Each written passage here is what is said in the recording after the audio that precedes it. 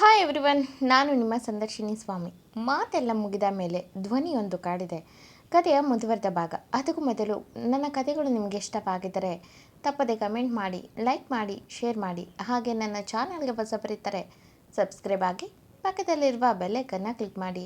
ಹಾಗೆ ಈ ಕಥೆಯ ಹೆಚ್ಚಿನ ಎಪಿಸೋಡ್ಗಳನ್ನು ಓದ ಬಯಸುವವರು ಪ್ರತಿಲಿಪಿ ಮುಖಾಂತರ ಓದ್ಬೋದು. ಬನ್ನಿ ಕಥೆಯ ಮುಂದುವರೆದ ಭಾಗನ ನೋಡೋಣ. ಎಪಿಸೋಡ್ 40 ಇಂದಿನ ಸಂಚಿಕೆಯಲ್ಲಿ ಭವಿಷ್ಯಗೆ ತ್ರಿಶೂಲ್ ಊಟ ಮಾಡಿ ಟ್ಯಾಬ್ಲೆಟ್ ತೊಗೊಂಡು ಮಲಗು, ನಾಳೆ ಹಾಸ್ಪಿಟಲ್ಗೆ ಹೋಗೋಣ ಎಂದ. ಮುಂದೆ ಭವಿಷ್ಯ ಬ್ಲ್ಯಾಂಕೆಟ್ ಒಳಗೆ ಏನು ಪರವಾಗಿಲ್ಲ ಸರ್, ಐ ಆಮ್ ಓಕೆ, ನೀವು ಊಟ ಮಾಡಿ ಮಲಗಿ, ನನಗಿನ್ನೂ ಹೊಟ್ಟೆ ಹಸ್ತಿಲ್ಲ ಎಂದಳು. ತ್ರಿಶೂಲ್ ತಲೆ ಕೊಡುವಿ ಶಿವಳು ಯಾಕೆ ಈಗ ಆಡ್ತಿದ್ದಾಳೆ ಎಂದುಕೊಂಡು ತಾನು ಬಟ್ಟೆ ಹಾಕಿಕೊಂಡು ಬಂದು ಊಟ ಮಾಡಿ ಮಲಗು, ಟೈಮ್ ಆಲ್ರೆಡಿ ಊಟದ ಸಮಯ ಮೀರೋಗಿದೆ, ಸೊ ಎದ್ದೇಳು ಭವಿಷ್ಯ ಎಂದ.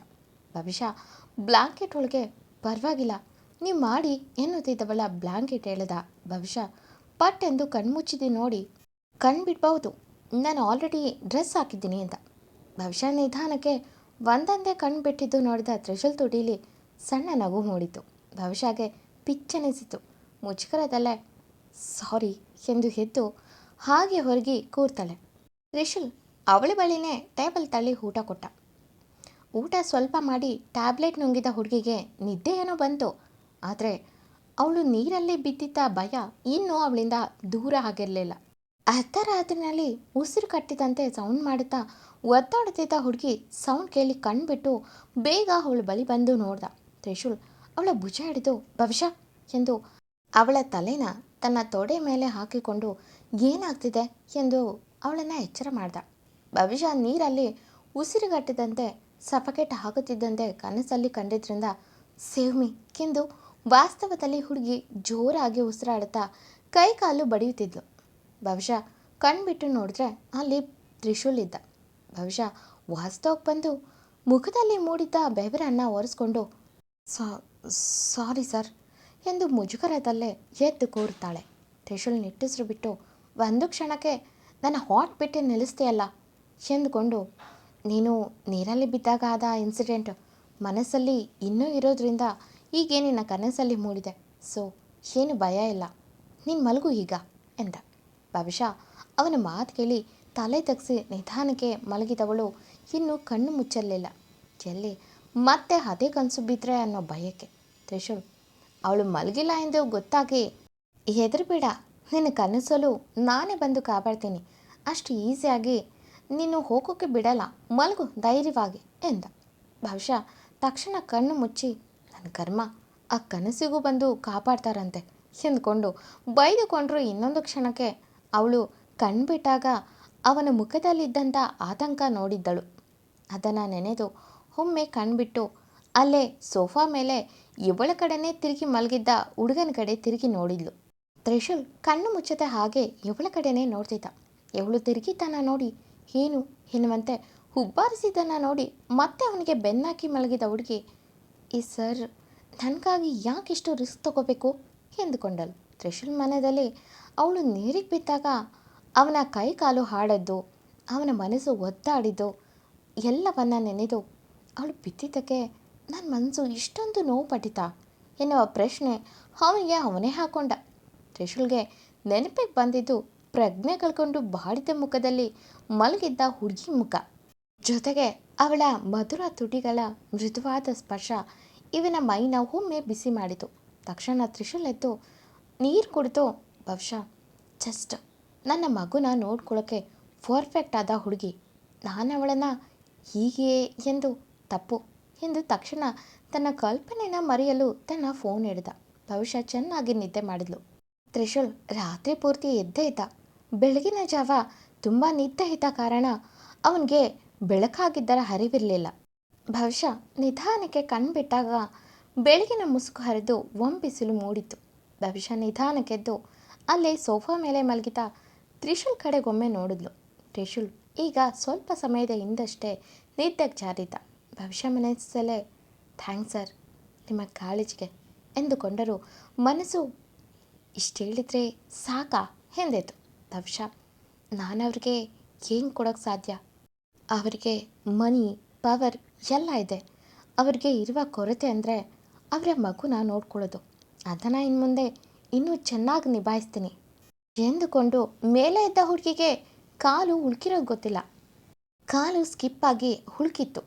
ರಾತ್ರಿ ಅಷ್ಟು ಕಾಣಲಿಲ್ಲ, ಬಟ್ ಈಗ ಅದರ ಎಫೆಕ್ಟ್ ಚೆನ್ನಾಗಿ ಗೊತ್ತಾಯಿತು. 2 ಹೆಜ್ಜೆ ಮುಂದೆ ಇಟ್ಟ ಹುಡುಗಿ ಕಾಲು ಮುಂದೆ ಇಡೋಕ್ಕೆ ಸಾಕಾಯಿತು ಎಂದು ದೋಪ್ಪೆಂದು ಹಿಂದೆ ಬೆಡ್ ಮೇಲೆ ಕೂರ್ತಾಳೆ. ಆ ಶಬ್ದಕ್ಕೆ ತ್ರಿಶೂಲ್ ಕಣ್ಬಿಟ್ಟ. ಬಹುಶಃ ಕಾಲು ಹಿಡಿದು ಮುಖ ಕಿವುಚೋದನ್ನು ನೋಡಿ, ಬಹುಶಃ ನೋವಾಗ್ತಿದ್ಯಾ ಎಂದ. ಬಹುಶಃ ತುಂಬಿದ್ದ ಕಣ್ಣಲ್ಲೇ ತನ್ನ ನೋವು ತಡೆಯುತ್ತಾ ಎಂದು ಕತ್ತಾಡಿಸಿದ್ಲು. ತ್ರಿಶೂಲ್ ಎದ್ದು ಬಂದು, ಕಾಲು ಊದಿದ್ಯಾ ಎಂದು ಅವಳ ಕಾಲು ಮುಟ್ಟೋಕ್ಕೆ ಬಂದಿದ್ದನ್ನು ನೋಡಿ ಅವಳು ತನ್ನ ಕಾಲನ್ನು ಹಿಂದೆ ಸರಿಸಿ ಬೇಡ ಅಂದ್ಲು. ಬಹುಶಃ ರಾತ್ರಿ ನೀರಲ್ಲಿ ಬಿದ್ದಾಗ ಅವಳ ಕಾಲು ಕೈಯಲ್ಲನ್ನು ಚೆನ್ನಾಗಿ ಉಜ್ಜಿ ಬಿಸಿ ಮಾಡಿ ಇತ್ತ. ಈಗ ಅವನಿಗೆ ನಗು ಬಂತು. ಬಹುಶಃ ಇವನ್ನೇನೆ ನೋಡುತ್ತಾ ಯಾಕೀಗ ನಗ್ತಿದ್ದೀರಾ ಎಂದು ನೋಡಿದ್ಲು. ತ್ರಿಶೂಲ್ ಬಹುಶಃ ಇಲ್ಲಿ ಬಿಡು ಎಂದು ಅವಳ ಕಾಲು ಮುಟ್ಟಕ್ಕೆ ಬಂದವನನ್ನು ಮತ್ತೆ ತಡೆದ ಹುಡುಗಿ ನೋಡಿ, ಬಹುಶಃ ನೀನೀಗೆ ಮುಜುಗರ ಮಾಡ್ಕೊಳ್ಳೋ ಅವಶ್ಯಕತೆ ಇಲ್ಲ. ರಾತ್ರಿ ನೀನು ನೀರಿಗೆ ಬಿದ್ದಾಗ ಕೈ ಕಾಲು ಬಿಸಿ ಆಗಲಿ ಅಂತ ಇದೇ ಕೈಯಿಂದ ಉಜ್ಜಿದ್ದೀನಿ. ಸೊ ಈಗೇನು ಆಗಲ್ಲ ಎಂದು ಬಲವಂತವಾಗಿ ಅವಳ ಕೈನ ದೋಡಿ ಅವಳ ಕಾಲು ಹಿಡಿದು ನೋಡ್ದ. ಅದು ಸ್ವಲ್ಪ ಸ್ವೆಲ್ ಆಗಿತ್ತು. ತ್ರಿಶೂಲ್ ತಿಂಡಿ ಮಾಡಿ ಹಾಸ್ಪಿಟಲ್ಗೆ ಹೋಗಿ ಮನೆಗೆ ಹೋಗೋಣ ಸರಿನಾ ಎಂದ. ಬಹುಶಃ ಇನ್ನೂ ಅವನು ಹೇಳಿದ್ದ ಮಾತಿನ ಗುಂಗಲೇ ಇದ್ಲು. ನೀರಿಗೆ ಬಿದ್ದವರನ್ನು ಹೇಗೆ ಫಸ್ಟ್ ಏಡ್ ಮಾಡ್ತಾರೆ ಎಂದು ನೆನೆದೆ ಮೈ ಒಮ್ಮೆ ಕಂಪಿಸಿತು. ತ್ರಿಶೂಲ್ ಅವಳ ಮುಖ ನೋಡಿ, ಬಹುಶಃ ಏನು ಥಿಂಕ್ ಮಾಡ್ತಿದ್ಯಾ? ಏನೂ ಆಗಿರಲ್ಲ, ಸ್ವಲ್ಪ ಸ್ವೆಲ್ ಇದೆ, ನೋಡೋಣ ಡಾಕ್ಟರ್ ಏನು ಹೇಳ್ತಾರೆ ಎಂದ. ಬಹುಶಃ ಹೋಗುತ್ತಿದ್ದ ತ್ರಿಶೂಲ್ ಕಡೆ ನೋಡಿ, ಸರ್ ನೀವು ನನಗೆ ಫಸ್ಟ್ ಏಡ್ ಮಾಡಿದ್ರಾ ಅಂದ್ಲು. ತ್ರಿಶೂಲ್ ಸ್ವಲ್ಪ ಯೋಚಿಸಿ ನಿಧಾನಕ್ಕೆ ತಲೆ ಆಡಿಸ್ದ. ಅವಳ ಕಡೆ ನೋಡಿದೆ. ಬಹುಶಃ ಕಣ್ಣು ದೊಡ್ಡ ಮಾಡಿ, ಅಂದರೆ ಇವರು ಎಂದು ತನ್ನ ಬೆವರುತ್ತಿದ್ದ ಕೊರಳನ್ನು ಹೊರಿಸುತ್ತಾ ನೋ ಎಂದುಕೊಂಡ್ಳು. ತ್ರಿಶೂಲ್ ಇವಳು ಬ್ರೀತಿಂಗ್ ಮಾಡೋಕ್ಕೆ ಸಹಾಯ ಮಾಡಿದ್ದು ನೆನೆದು ನಿಧಾನಕ್ಕೆ, ಸಾರಿ ಬಹುಶಃ ಆ ಟೈಮ್ನಲ್ಲಿ ಅದು ಬಿಟ್ಟರೆ ಬೇರೆ ಆಪ್ಷನ್ ಇರಲಿಲ್ಲ ನನಗೆ ಎಂದ. ಬಹುಶಃ ತನ್ನ ಮಂಡಿಗೆ ಮುಖವಿಟ್ಟು ಬ್ಲಾಂಕೆಟ್ ಗಟ್ಟಿಯಾಗಿಡಿದು, ಎಂಥ ದೊಡ್ಡ ತಪ್ಪಾಯಿತು, ಒಂದು ಗಂಡಸಿನ ಜೊತೆ ಹೀಗೆ ಎಂದು ನೆನೆದು ಕಣ್ಣು ತುಂಬಿತು. ತ್ರಿಶೂಲ್ ಅವಳ ಕಡೆ ತಿರುಗಿ ನೋಡ್ದ. ಅವಳು ಹಾಗೆ ಮಂಡಿಗೆ ಮುಖ ಮುಚ್ಚಿಕೊಂಡು ಕೂತಿರೋದನ್ನು ನೋಡಿ, ಎಂಥ ಹುಡುಗಿ, ಸಾಯುವ ಸಮಯದಲ್ಲೂ ನಾನು ಅವಳ ಬಾಯಿಗೆ ತನ್ನ ಬಾಯಿಂದ ಉಸಿರು ನೀಡಿದ್ದೆ ದೊಡ್ಡ ಅಪರಾಧ ಆಗಿದೆ ಅನ್ನೋ ಹಾಗೆ ಹೀಗೆ ಗರ ಬಡ್ದವಳಂತೆ ಕೂತಿದ್ದಾಳೆ ಎಂದುಕೊಂಡ.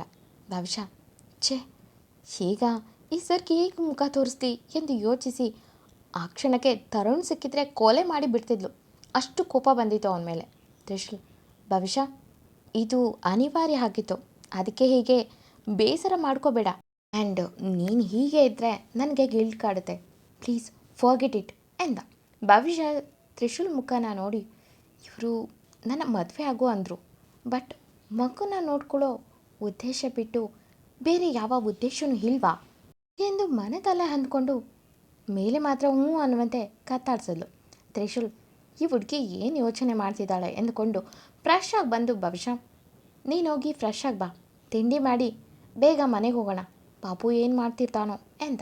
ಬಹುಶಃ ಈಗ ಮಗು ನೆನಪಾಗಿ ಓಕೆ ಎಂದು ರಾತ್ರಿ ತಂದುಕೊಟ್ಟಿದ್ದಂಥ ಡ್ರೆಸ್ನ ತಗೊಂಡು ಸ್ನಾನ ಮಾಡೋಕ್ಕೆ ಹೋಗಲು ಹೆಜ್ಜೆ ಇಟ್ಟರೆ ಮತ್ತದೇ ಪೇಯ್ನಿಂದ 2 ಹೆಜ್ಜೆ ಕೂಡ ಇಡೋಕ್ಕಾಗದೆ ಹಾಗೆ ನಿಂತಿದ್ದನ್ನು ನೋಡಿದಂಥ ತ್ರಿಶೂಲ್ ಅವಳ ಹತ್ರ ಹೋಗಿ ಬಗ್ಗಿ ನಿಂತಿದ್ದ ಹುಡುಗಿನ ಅವಳ ಪರ್ಮಿಷನ್ ಕೇಳದೆ ಎತ್ಕೊಂಡ. ಬಹುಶಃ ದೊಡ್ಡ ಕಣ್ಬಿಟ್ಟು ಅವನೇನೇ ನೋಡ್ತಿದ್ರೆ, ತ್ರಿಶೂಲ್ ಸದ್ಯಕ್ಕೆ ನೀನು ನಡೆಯೋಕ್ಕಾಗಲ್ಲ, ಸೊ ನಾನು ನಿನಗೆ ಸಹಾಯ ಮಾಡಲೇಬೇಕು ಎಂದು ಅವಳನ್ನು ನೋಡದೆ ವಾಶ್ರೂಮ್ಗೆ ಹೋಗಿ ಬಿಟ್ಟು ಸ್ನಾನಕ್ಕೆ ನೀರು ರೆಡಿ ಮಾಡಿ ಮುಗಿದ ಮೇಲೆ ಕರಿ, ನಾನೇ ಬಂದು ಕರ್ಕೊಂಡು ಹೋಗ್ತೀನಿ ಎಂದ. ಬಹುಶಃ ಕಾಲಿಗೆ ಬಿಸಿನೀರು ಹಾಕ್ಕೊಂಡು, ಪ್ಲೀಸ್ ಬೇಗ ಹುಷಾರಾಗು, ನಾನು ಮತ್ತೆ ತ್ರಿಶೂಲ್ ಸರ್ ಕೈಯಲ್ಲಿ ಎತ್ತಿಸ್ಕೊಳಕ್ಕೆ ಇಷ್ಟಪಡಲ್ಲ ಪ್ಲೀಸ್ ಎಂದು ಬಿಸಿ ಬಿಸಿ ನೀರು ಹಾಕ್ಕೊಂಡು ಕೈಯಲ್ಲೇ ತನ್ನ ಕಾಲನ್ನ ಚೆನ್ನಾಗಿ ನೀವುತ್ತಾ ಸ್ನಾನ ಮಾಡಿ ಸ್ವಲ್ಪ ಮಟ್ಟಿಗೆ ನಿಲ್ಲ ಥರ ಆಗಿದ್ದನ್ನು ನೋಡಿ, ಅಪ್ಪ ಥ್ಯಾಂಕ್ಸ್ ಯು ಅಪ್ಪ ಎಂದುಕೊಂಡು ಬಾಗಿಲು ತೆಗೆದ್ಲು. ತ್ರಿಶೂಲ್ ಶರ್ಟ್ ಬಟನ್ ಹಾಕುತ್ತಾ ಫೋನಲ್ಲಿ ಮಾತಾಡ್ತಿದ್ದ.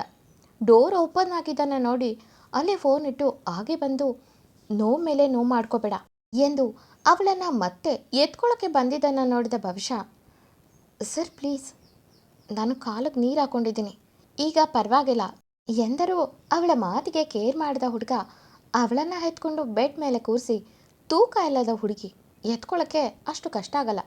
ಇನ್ನು 5 ಮಿನಿಟ್ಸ್ಗೆ ತಿಂಡಿ ಬರುತ್ತೆ, ಬೇಗ ರೆಡಿಯಾಗು ಎಂದು ತನ್ನ ಶಾರ್ಟ್ ಬಟನ್ ಹಾಕಿ ಹೊರಗೋಗಿ ಮತ್ತೆ ಫೋನಲ್ಲಿ ಮಾತಾಡ್ತಿದ್ದ. ಎಂದಿನಂತೆ ಕತೆ ಮುಂದುವರಿಯುವುದು.